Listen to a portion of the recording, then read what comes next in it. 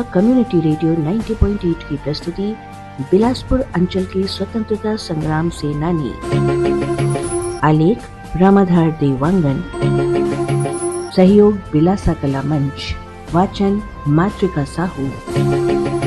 स्वर्गीय दुकालूराम देशमुख, जिनकी कलाइयों पर 15 साल की उम्र में सज गई थी हथकड़ियां।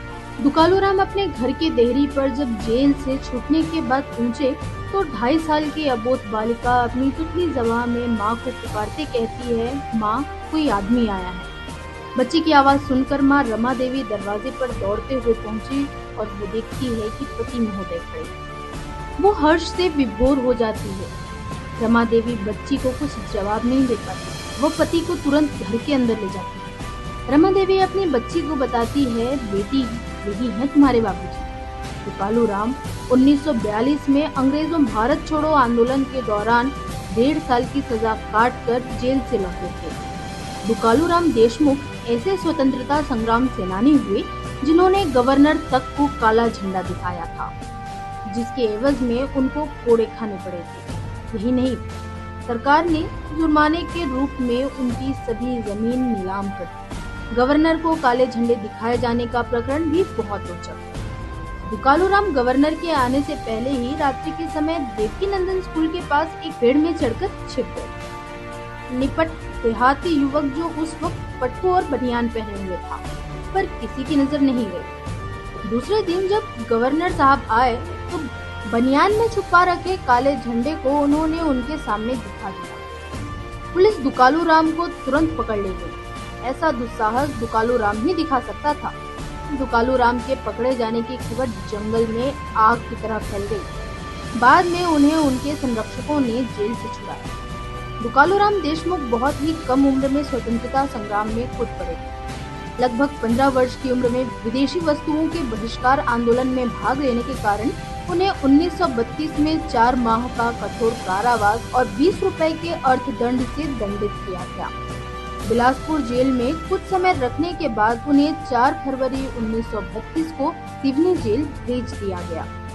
दुकालूराम देशमुख इस वक्त अकलतरा मिडिल स्कूल से 7वीं पास कर अंग्रेजी शिक्षा के लिए बिलासपुर आए थे, लेकिन आंदोलन से अपने को वो पृथक नहीं रख सके। द्वितीय बार वे व्यक्तिगत सत्याग्रह करने पर 3 आरोपों में 3-3 माह के लिए जेल भेजे गए, यानी उन्हें 9 माह की सजा हुई।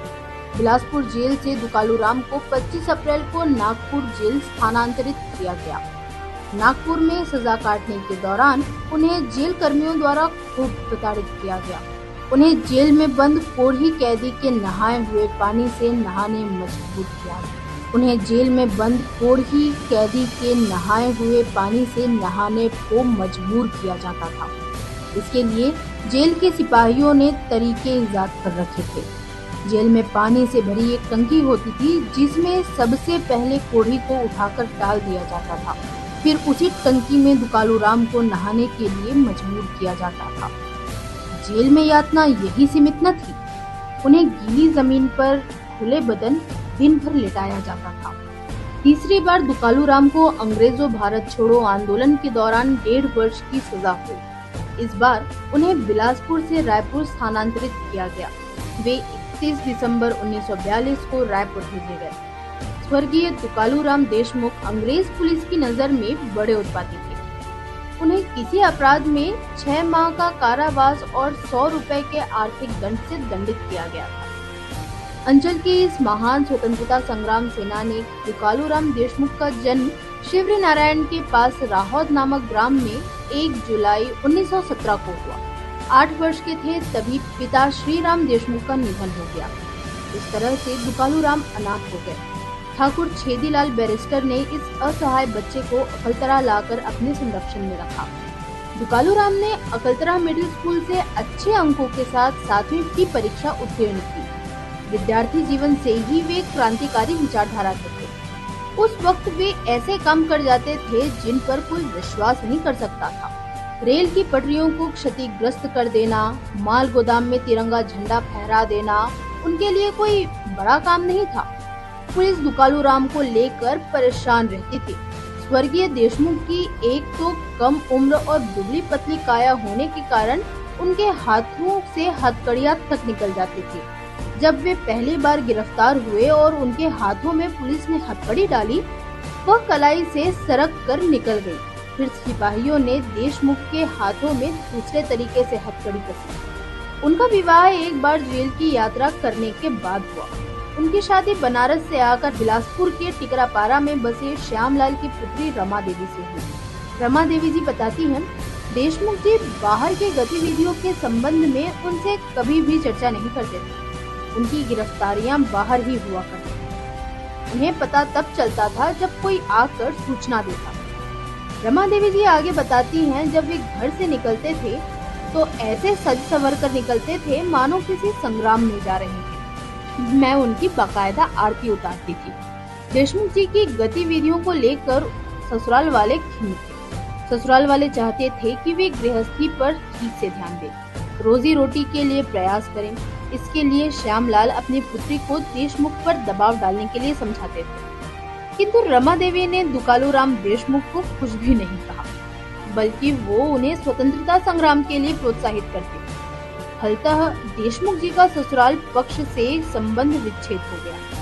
आजादी के बाद 1948 में देशमुख जी शिक्षक हो गए। सरकारी नौकरी होने के कारण कई जगहों पर उनका स्थानांतरण हुआ। 1975 में वे सेवानिवृत्त होने वाले थे, लेकिन स्वतंत्रता में उनके योगदान को देखते हुए सरकार ने 2 साल की सेवा वृद्धि दी। इस तरह वे मंगला स्कूल से प्रधान पाठक के पद से 1970 में सेवानिवृत्त हुए। वे समय के पाबंद, अनुशासन प्रिय शिक्षक के रूप में जाने जाते थे। उनका निधन 30 जून 1992 को हुआ। देशमुख जी की एकमात्र संतान है। वो भी रेलवे स्कूल से उच्च श्रेणी शिक्षिका के रूप में सेवानिवृत्त हो चुकी हैं। इनका निवास संप्रति विनोबा नगर बिलासपुर में है।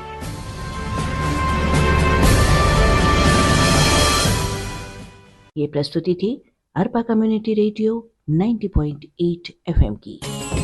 रंग में अपने